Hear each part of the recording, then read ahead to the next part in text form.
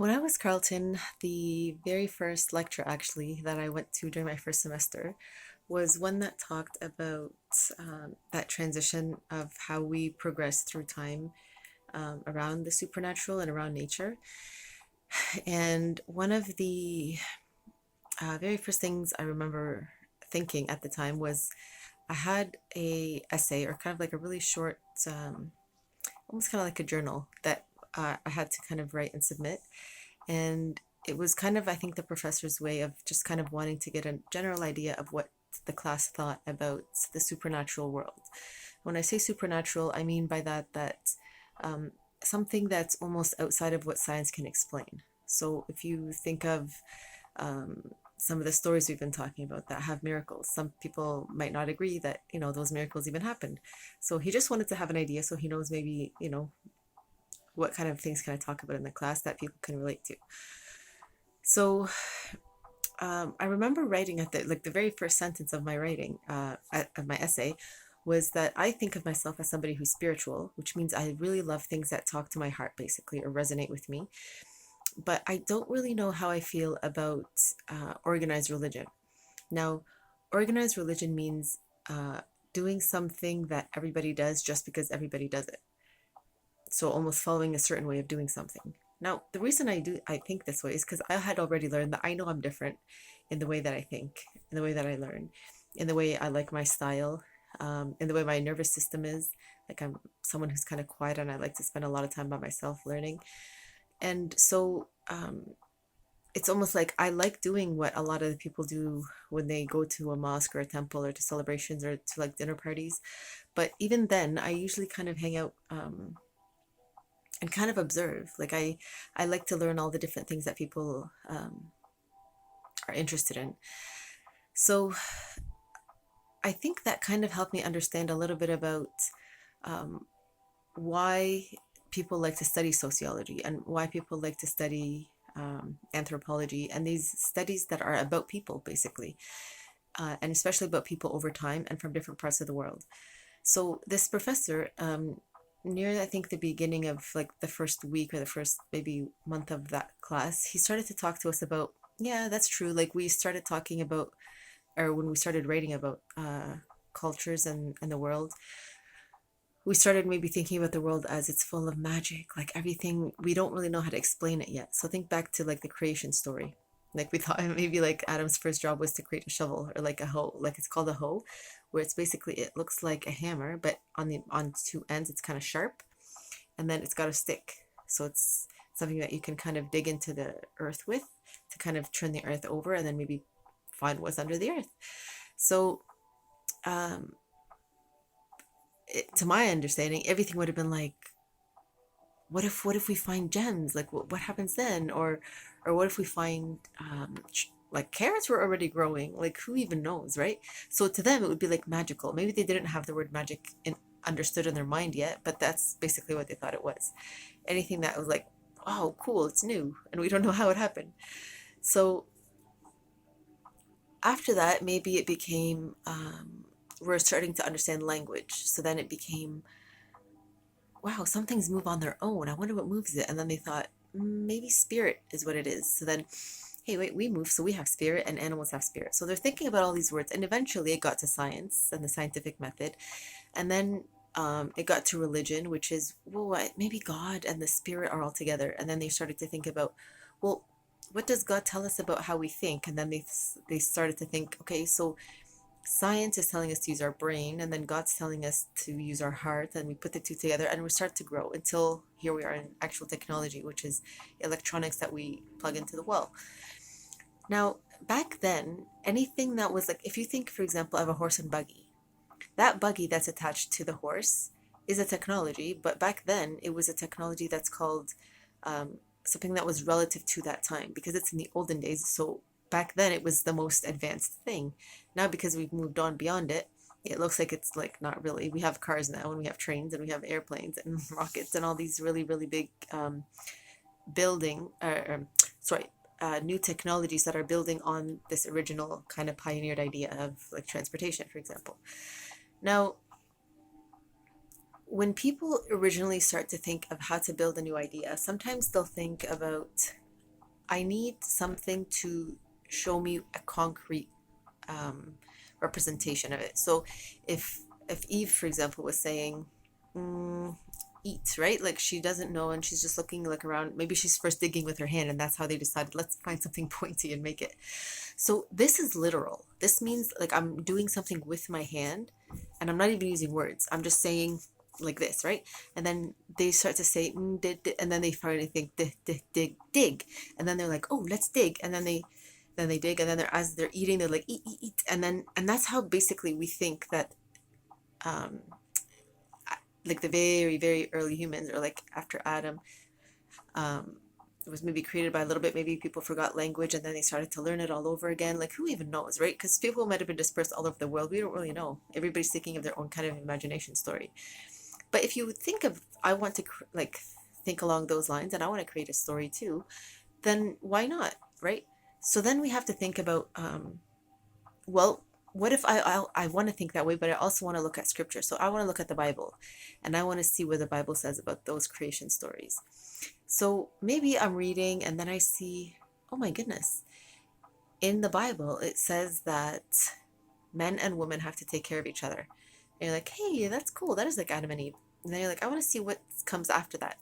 So then you go, okay, so after 2,000 years, actually it would be zero because we started counting the calendar when it was zero. That was when Jesus was born. And then after that, by about 500 or 600 years, we said, okay, this is when Muhammad was born. And then after about 1400 years, that's today, which is when like a lot of us were born, like give or take a few 10, 20, 30 years. So you might say, I want to see what the last book was. Some people have different variations that are after the Quran. And if you look at them, I haven't looked at them, but I look at some summaries of them. And sometimes there are different ideas of what the Bible and the Torah and the Hindu scriptures and the Quran used to talk about. But they're just contemporary, which means they're easier to read maybe, so the language is easier. Sometimes they talk about things that we haven't talked about before, so that it's almost like, I mean, it's based on what they used to think, but we're just trying to make it easy for us to understand in today's age, right? Like, so for example, not everybody believes we should take vaccines when we're infants. But some people say, yeah, but if you don't, like, and babies get sick, they're more likely to die. So it might be a good idea to think about taking or getting those vaccines. Others people say, yeah, we think our babies might actually get more sick. So, it's just you have to do your research and you have to kind of decide for yourself what you want to do. Now, imagine you're thinking, okay, so the Bible says that men and women should take care of each other. So then you're like, oh, cool. Because we're trying to learn about relationships and we want to understand how to do that.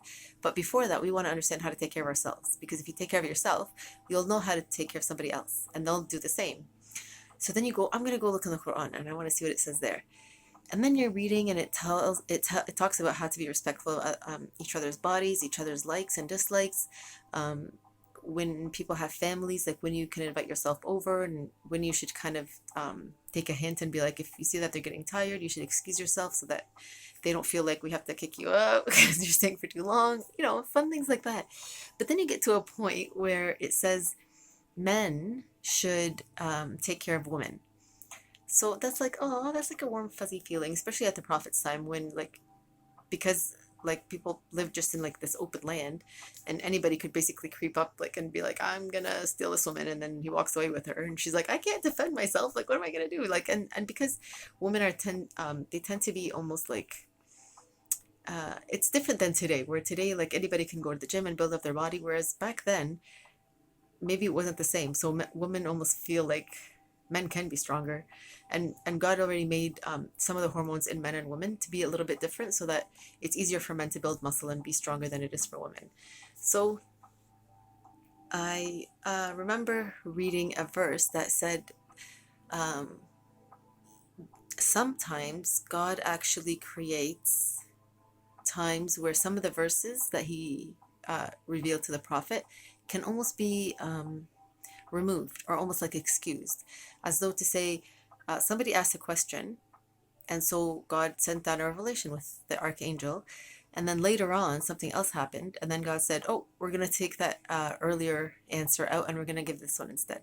So you can see how God is almost like there with everybody all the time and with the prophets, almost saying, like, as you guys are learning, I'm going to keep changing and updating things. So an example could be that the prophet, remember how I told you about the prophet's uncle who used to drink a lot? When it was almost like God let them see, like, if you drink too much alcohol, you can see how it can make things really difficult in the world, especially for these people, because they're just like, we're still learning and it's really hard to think and what is going on. So then God actually brought down a verse and he said, even though alcohol can be really good for some people and in small amounts it still is, for now we're going to say it's not good. So then people were like, and but that's the way the prophet knew. He's like, it's a gradual process. So you don't have to do it right away. If you want to, you can. If you don't drink, don't start drinking and then try to quit. But it's almost like, maybe we'd best stay away from it because we're trying to build civilization and we need our brains to be clear so we can think. So maybe later on, some people decide, okay, well, maybe now that we've built civilization and we know how to drink socially and just for a little bit of time, we don't have to worry about not drinking at all. We can just drink a little bit, right? So that's almost like, it's not really canceling the verse. It's still there because maybe some people need it more than others in different parts of the world at different times. But some people think, I'm going to try to make my own decision and ask for inspiration, and I'm going to try it. Maybe at home, just where I know I'm not going to be driving. If I feel sick, I can go to sleep, and then maybe I'll feel better in the morning. Now, if you go backwards and you say, okay, I want to look at that verse again that talks about taking care of women. Some people in some cultures will say that a woman has to always listen to a man. So you can think, wait, what? So you'd be like, I don't understand. And then you think, okay, well, I have to think about this from the prophet's time. So we said that sometimes it was probably a good idea to have a man there to kind of help if two women were fighting or arguing with each other and they couldn't kind of come to a conclusion or solve the problem. So maybe that's why that verse was there. It was almost like sometimes women get so emotional where they're really upset about something and they feel like they were wronged, and they're like, they both feel like they were wronged. And it's like, well, you can both be wrong, but I mean, maybe, and you still want to be friends, but I mean, we have to find a solution. And so sometimes the understanding was a guy or a man can think a little bit less with his heart and think with his brain, which means more logical, and put his heart, almost like his emotions, on pause for a minute and just say, okay, we have to get through this. So what are we going to do? So some people might have thought, well, forever now, men can always make the final decision and almost solve a problem. Now, being somebody who worked with women for a very long time, I almost spent from actually probably 12 years working in environments where it was a lot of women that I was working with, and it wasn't very many men. The times that I would work with a man, or like just come in, like just sometimes just having a conversation or problem solving with something, sometimes I'd feel a little bit better. Like, I don't know what it is, but it's just refreshing to almost talk about why we need diversity and why we need change, and variety is really good because too much of one thing's never really good. So anyway, I realized, so I started questioning. I'm like, I wonder what the point of this is. And then I start to think about why sometimes, like God even talks about in the Quran, and he says, if there was more than one God in the world, the whole world would fall apart. It's almost to say, if you don't have one person who's chosen to make a final decision, things are never really going to be easily resolved, and things could get confusing very easily. And it doesn't have to be that the group always recruits one man, right? So if there's like a group of people who work somewhere and they're trying to decide, somebody who owns this place is retiring or they're moving, and it's time to find who we should, vote to maybe take the next position. And people have noticed, like, oh, we've been working here for a long time, and a lot of us have actually. And then they all start to vote, like, I think this person because I think this person. And they can actually maybe list them. And so say maybe my first choice is this person, my second choice, third choice, and then actually somebody maybe from human resources who doesn't want the position at all says, okay, I'll try to be the person that makes the decision because I'm not going to cheat. Like I'm not going to try to change the results in any way. I'll just see what the results are, and I'll give you guys the numbers. Say this was the first person that had this many votes, and then you guys can decide, what are we going to do now? So if it ends up being a woman, fine, it's a woman. If it ends up being a man, fine, it's a man. But then you wonder, okay, that's cool. That's work. What about in a family? this becomes tricky because sometimes you have two women who marry each other and then they have to decide, well, how are we going to find a way to negotiate? And that's for them to decide. I've never been in a relationship with two women, so I don't really know other than like maybe some friends, but nothing that's intimate, right? That's different. If you have two men, that might be a little bit different. I'm not really sure what that's like. But if you have a relationship with a man and a woman, I don't really know what that would be like because for me as a woman, I could say, yeah, it's okay. Like we can talk about things, but I want to sometimes let you make the final choice. And sometimes I would like if you would respect that I make the final choice. And it really depends on what it is that we're kind of discussing. So this is something that you can talk about before you almost think about having a serious relationship with somebody. So if you're first getting to know each other, it's good to talk about these things so that people know, yeah, I think I'd like to get to know more about you and spend more time getting to know you versus, no, I can already tell that we're probably not going to agree on a lot of things. And then you can say, okay, well, it was good to try to get to know you. And I hope, you find somebody who sees the world the way you do, and then you move on. So some people in the world can't understand why women should be allowed to make their own choices, for example, because they keep looking at the Quran. They're like, it says men have to take care of women. And then you're like, okay, but it's like 1400, like more than 1,000 years later. Like women now can think like men, like, and we teach and learn with men. And then they say, no, sorry, this is called literal. It means they don't want to try to read metaphorically. Like they don't want to say, how can things change? Like how have they stayed the same? How can we try to modify what we understand? Like, how can we change a little bit of what this verse means? Like, let's see why this verse was revealed. Let's find what else is revealed about men and women in the Quran. So then people can say, that's true. Let's see what the Prophet's life was like. And we do look at the Prophet's life and we see that, well, his youngest wife, the one that was, her name was Aisha, she was actually the daughter of his best friend, Abu Bakr. She was somebody who spent like basically her entire life with the Prophet. So she learned so much that she actually ended up teaching a lot of the men. So you can see that it was like, okay, well, here's an example. But then people will say, yeah, but then she was actually the problem that caused the war, right? So it's like, I'm so happy that that story has so, like the Prophet's story, Prophet Muhammad's story or Muhammad's story has so many examples of like all the things that could go right, all the things that could go wrong. The reason we all have to think and learn to understand why we have to have freedom of expression, why we need to have diversity, why, and nobody should say there's only one way of doing things or always have the same person always coming with the final decision. Because look at how important it is to think about new ideas and how things can change, right? So in one family, it might be like, you know what?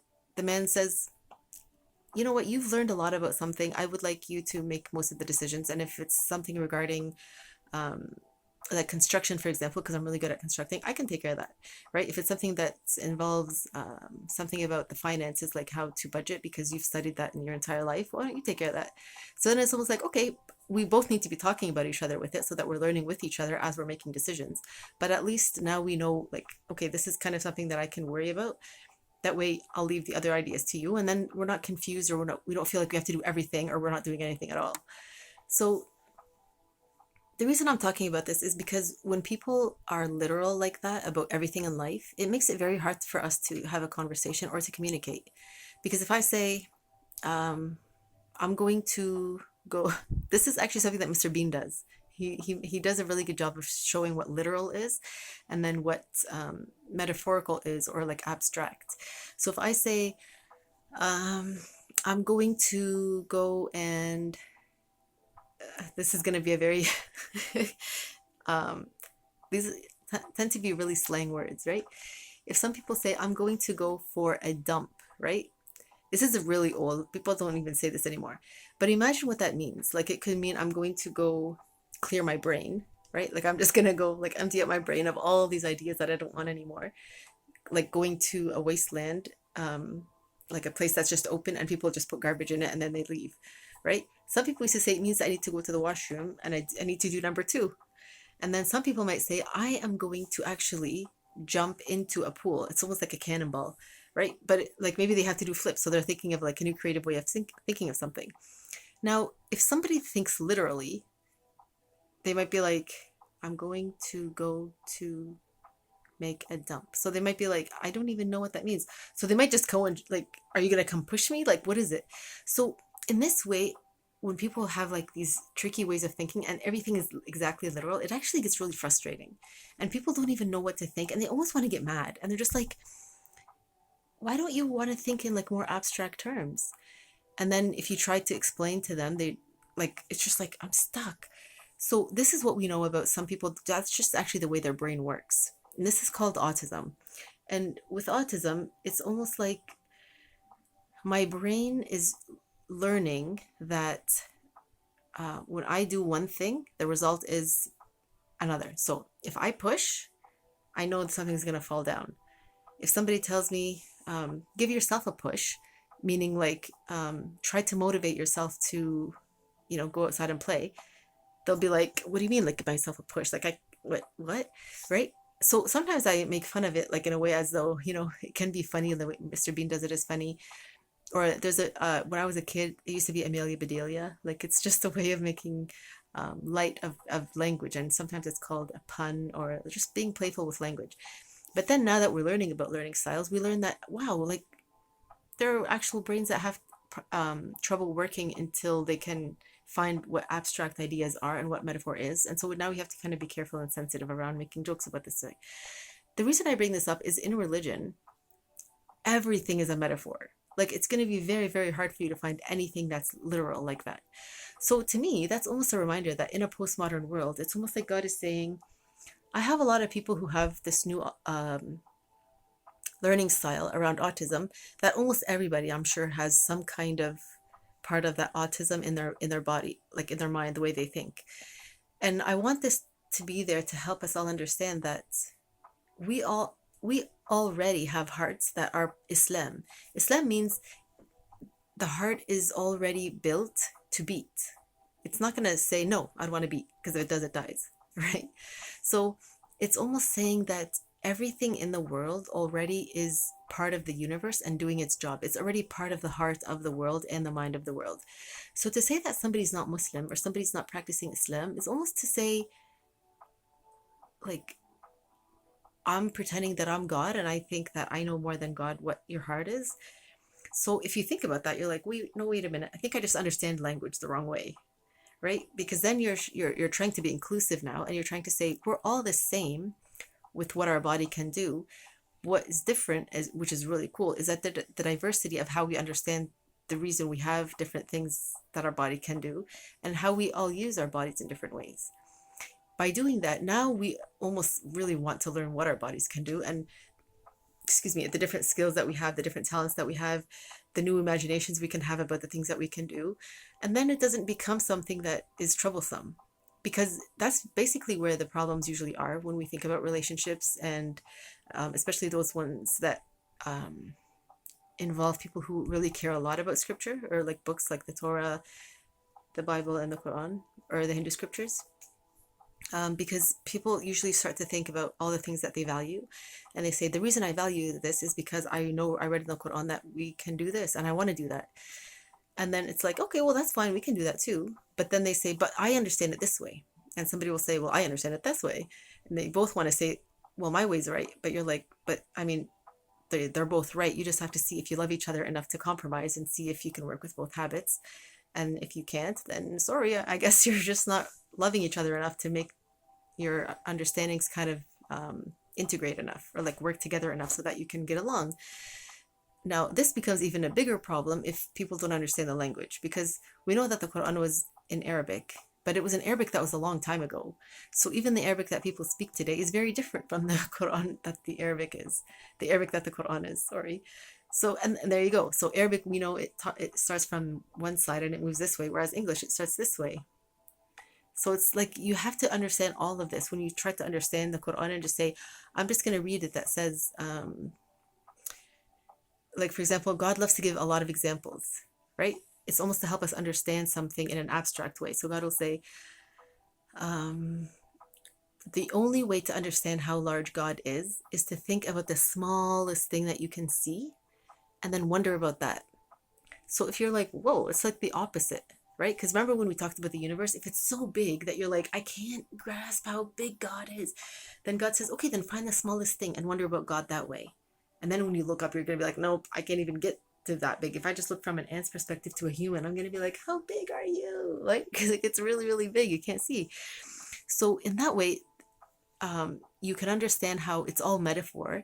And the way the language is written, encourages that. So I remember I went to a private school when I was in grade 5, and the teacher there, he was trying to help us understand this. So he said, when God says, for example, in Arabic, if you were to literally translate it, it would say, God hit a example. So then you'd be like, what? But what that actually means when in English, it's called reading between the lines or finding the subtext, which means when something resonates. So when something aligns just right and it's like, oh, I know what that means. And you feel that happy moment or that witnessing or that gratifying feeling of, oh, I get it now. Like that light bulb moment. All these ideas are the same thing. It just means that when you hit the target, or like a bullseye, right? Or like jackpot, all these ideas are around the same thing, is that something got so precise that it was like, oh, I get it. And I'm never going to be able to um, find a way to get it wrong now because I really, really understand it. So when you read almost like the context around these kind of verses, you'll find there's one example, but you can find so many ways to understand it. So it's almost saying like God is that precise that he gives just one example, but every time you read it, depending on what's happening in your life, you're going to find a different way to think of it. Like, I want to think of it the wing of an animal, right? So let's think of a fly. You'd be like, yeah, that's an insect.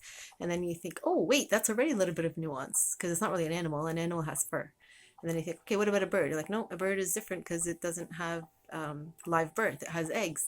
So now you think about all the nuance and all the ways that we can start to think about like that lateral thinking, where we're thinking about one thing and then all of a sudden our brain wants to understand new ideas. And then it branches off and says, okay, well, and then you have to slow down and be like, okay, wait, how am I going to prioritize this so I can finish my one idea and then come back to the other idea and decide, okay, I want to build like all this new information and all this new information and then put it all together, but do it over time so that I don't get frustrated or get burnt out and then I don't want to do it anymore.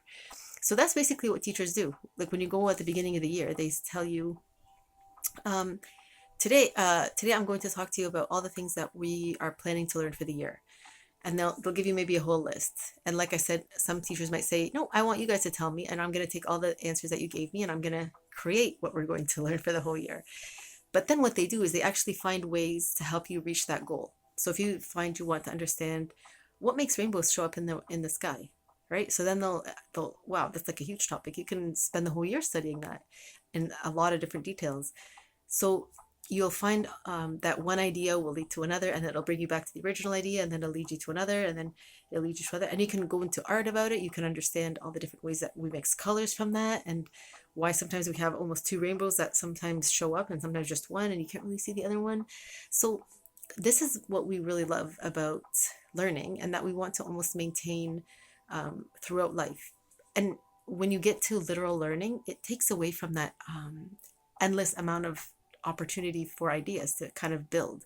So sometimes the best way to begin to learn metaphorically is to first think in that concrete way, that literal way, which is when we're young, right? And then the more stories you read, the more you understand, oh, I read that Little Red Riding Hood went to the forest or went through the forest to visit her grandma, but it almost talks about, oh, what happens in a forest? Like, why did she go in a forest and why wasn't it just down the road? And then you can think, oh, well, maybe it's because back then we were still learning about stories and like what happens before civilization. And then you think, oh, so then there were maybe more wild animals. And then in that way, you're just thinking, you're letting your brain relax. Like there's no rules. You can basically think of anything you want. And then wherever your mind goes, it's basically where your consciousness is focusing on something that it has a question about. And the stories that you read help to answer those questions and then almost give you new ideas for, oh, I must have this question somewhere and I want to follow this idea. So I'm going to pause the book and I'm going to see, well, what does happen to the animals when we take down a forest? And it could be that the animals just died off and that's it. It was just like they maybe just didn't need a home again in this place. And then hunters come around and they're like, yeah, there's no one here. So then they're like, well, let's just take down these trees and build homes. And then there you go. It's just a natural process of evolution. So I wanted to talk about this just because with building relationships, that's one thing to keep in mind. I know it was a big struggle for me. Like I had an idea that like the person that I would find it like as someone I would want to kind of get involved with would have an understanding of this nuance and that spiritual aspect of like religious or spiritual life important for them more than just like the rules and just like kind of meeting an objective of like cut and dry. There's no really substance, as it were, or like spirit to why we do understand and want to integrate tradition and religion into life. So even though I thought this way, I assumed that all my friends thought this way. But just recently, I found out that some people don't really think that way, and they almost assume that I think the way they do. That I took out all the spirit and all that metaphor from my life, and so maybe that's why every time they'd almost like ask my mom or dad, like maybe he should get to know this person, and then things would never like work out. And it's probably because that's the exact same reason. Like they used to think the spiritual part of religion we don't need. And usually that's what involves music, and it involves all those things that soften our heart and create that resonance and witnessing that always brings us that feeling of faith. And like I want to look for more ways to have like a fun life and an engaging life and learning about all the diverse ways we can understand meaning.